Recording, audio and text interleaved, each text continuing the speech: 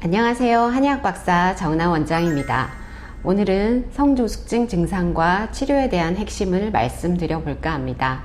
부모님들께서 가장 궁금해하는 것들만 쏙쏙 뽑았으니 집중해 주세요. 1. 성조숙증이 정확히 뭔가요?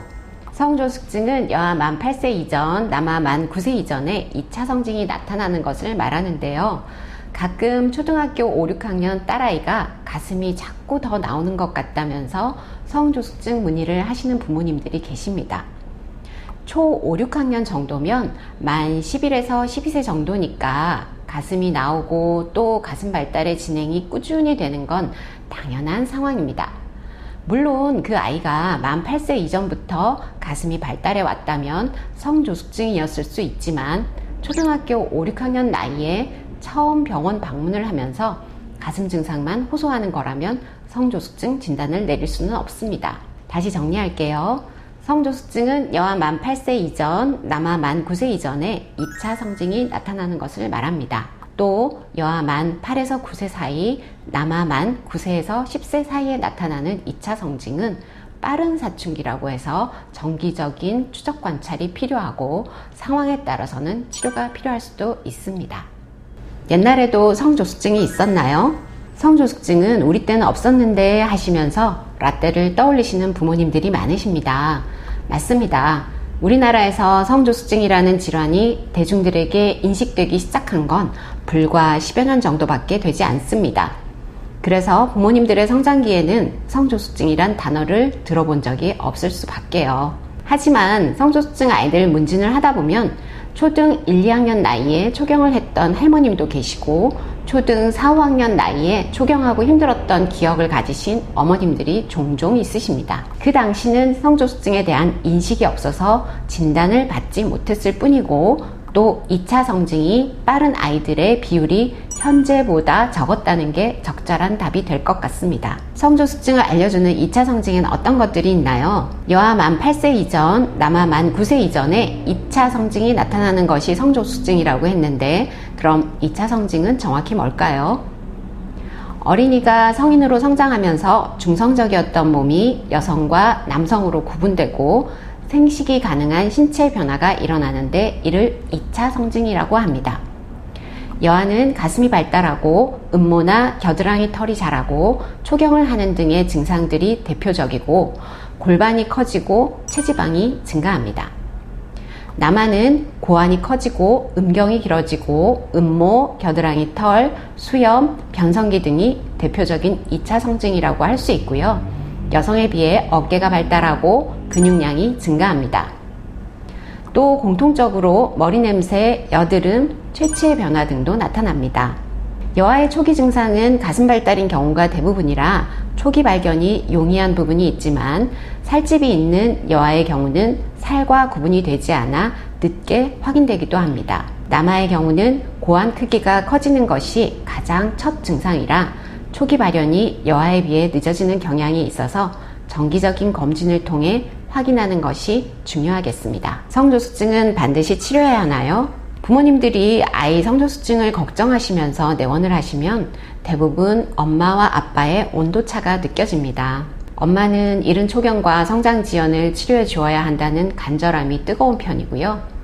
아빠는 어차피 나타날 텐데 좀 일찍 나타난다고 무슨 문제가 있겠어? 하시면서 치료에 대한 간절함이 냉랭한 편이죠. 아이들의 나이와 발달 정도에 따라 엄마가 오버하는 것일 수도 있고 아빠가 개념이 없는 것일 수도 있습니다. 결국 케바케라는 것이니까 일단 전문기관에 방문하는 것은 중요합니다. 그렇다면 성조숙증 치료를 꼭 해야 하는 아이가 치료나 관리를 하지 않았을 경우 어떤 문제가 생길까요? 원래 자랄 수 있는 키보다 5에서 15cm 정도 덜 자랄 수 있습니다. 그나마 원래 자랄 수 있는 키가 아주 장신일 경우에는 덜 자란다고 해도 남녀 성인 평균 키에 가까울 수 있지만 원래 자랄 수 있는 키가 남녀 성인 평균 키 정도였다면 최종 키는 많이 작아질 수 있습니다. 또 성조숙증 환아의 80에서 90%가 여자아이들인데 여아들은 남아들보다 2차 성징이 눈에 띄기 때문에 친구들과의 비교를 통해 부끄러워하거나 위축되어 자신감, 자존감이 떨어져 문제가 되기도 합니다. 특히 여아들의 초경이 만 10세 이전일 경우에는 스스로의 몸이나 위생을 돌보는 게 아직 미숙해 부모님과 아이가 모두 불편을 겪거나 친구들에게 놀림을 받기도 합니다. 최근에는 이른 초경이 성인 건강에 미치는 영향에 대한 연구들이 다양해지고 있습니다. 초경을 빨리 한 만큼 폐경이 빨라질 수 있고 또 유방암, 난소암, 자궁암 등과 같은 부인과 질환의 발생률을 높인다는 건 이제 많이들 알고 계시는데요. 뇌졸중, 심근경색, 담석증, 치매 등과 같은 질환과의 연관성도 밝혀지고 있는 상황입니다. 정리해 보겠습니다.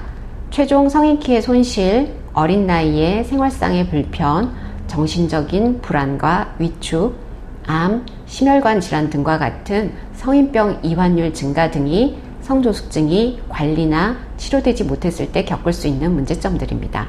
이제 평생 건강을 위해 미리 검진하고 치료가 필요한 질환임을 아시겠죠? 성조숙증 치료는 어떻게 하나요?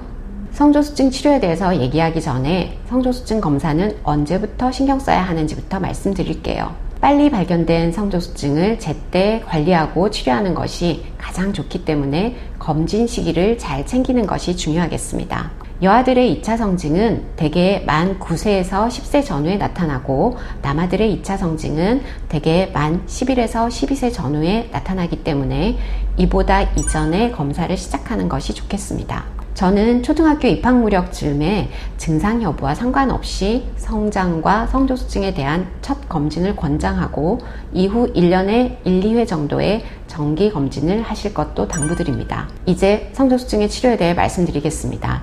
성조숙증 치료는 양의학적으로는 성호르몬을 억제하는 주사 치료가 있고 한의학적으로는 한약 치료가 있습니다. 억제 주사의 경우 4주 간격 또는 3개월 간격으로 맞게 되는데요.